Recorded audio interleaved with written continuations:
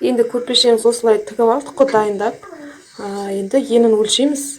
Неше сантиметр шығады. Сол бойынша 62 сантиметр, 61 сантиметр шықты. Менде 80 сантиметр шығу үшін Нұрилап 80 сантиметр шығу үшін екі жағына есептеп тігіске орын қалдырып қиып аламыз. Мен 12 сантиметрден қиып алдым. Су деп аталады. Бұл жанына қоятын матаны.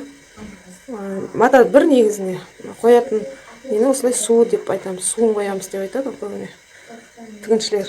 Осылай булавкамен түйреп алдым. Бірінші осы екі жағын тігіп аламыз. Одан кейін барып, мына екі шетін тігіп аламыз. Мен түсі қай жаққа қарап тұр, несі солай қаратып, суында солай қиып аламыз. Қыздар, осылай төрт жағын тігіп алдым. Енді бамбук матадан астарын саламыз. Менің көрпешемнің ұзындығы 2-де 5 сантиметр болды. Егер сіздер 2-де 20 сантиметр қылатын болсаңыздар, ол кезде мына енін бар ғой, екі жағындағы енін мен 12 сантиметрден алған болсам, сіздер 17-18 сантиметр алсаңыздар болады. Жаны солай қала береді. Жаны ровно 80 болып тұр. Менікі 2-де 5 сантиметр болып тұр. Мен өзім осылай бамбук матамызды үстіне орнатып, булавкілеп шықтым. Тек замоктың орнын қалдырып, қалған жерін общий тігіп аламыз.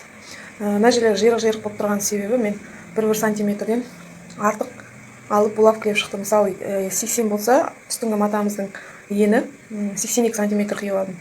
Ұзындығынан да солай 2 сантиметр артық қиып аламыз да, осылай булавкілеп шығамыз. Себебі тіккен кезде былай кетеді, сосын мақта салынған кезде ол білінбейді. Осылай жанына салсаңыздар да болады замокты, или мынандай шетіне салсаңыздар да болады. Мен көбіне осылай шетіне саламын. Сондай ортасына салсақ та болады. Осы ортасын қиып аламыз да, жасырын тігіспенен тік жіберсеңіз де болады. Енді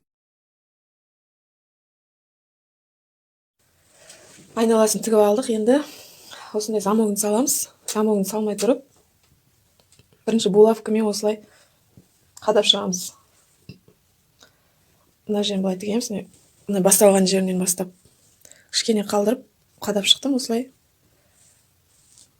Сосын тігіп шығамыз. Әр тіккен кезімізде булавканы алып отыруды ұмытпаймыз. Енді бастаймыз тігуді. Тікпей тұрып, мынандай машина, осындай битовой машинкада бірге келеді осындай ішінде.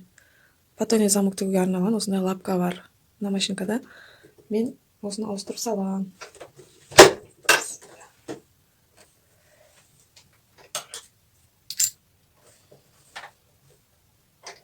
Жібіміз асты үсті осындай түсте болады.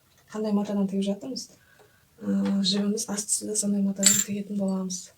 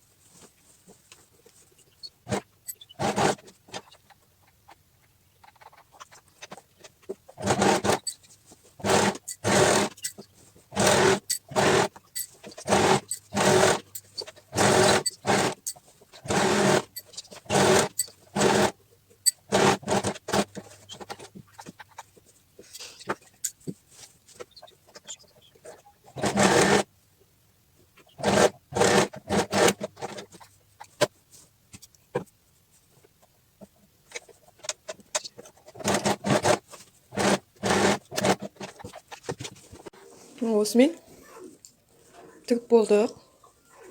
Замогымызды аударамыз.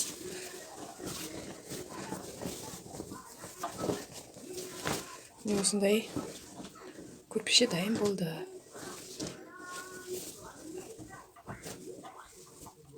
Дейіп бұрыштарын шығарамыз бармақпенен бәрін.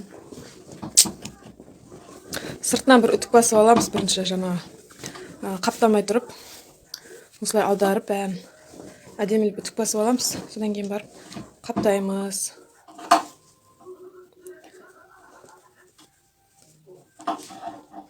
Дүрмеге мар.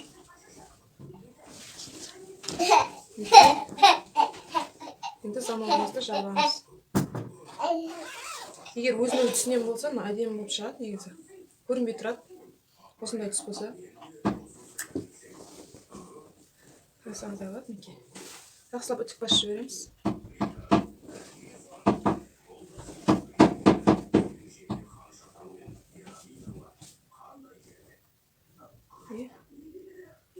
Әдемі көрпе дайын.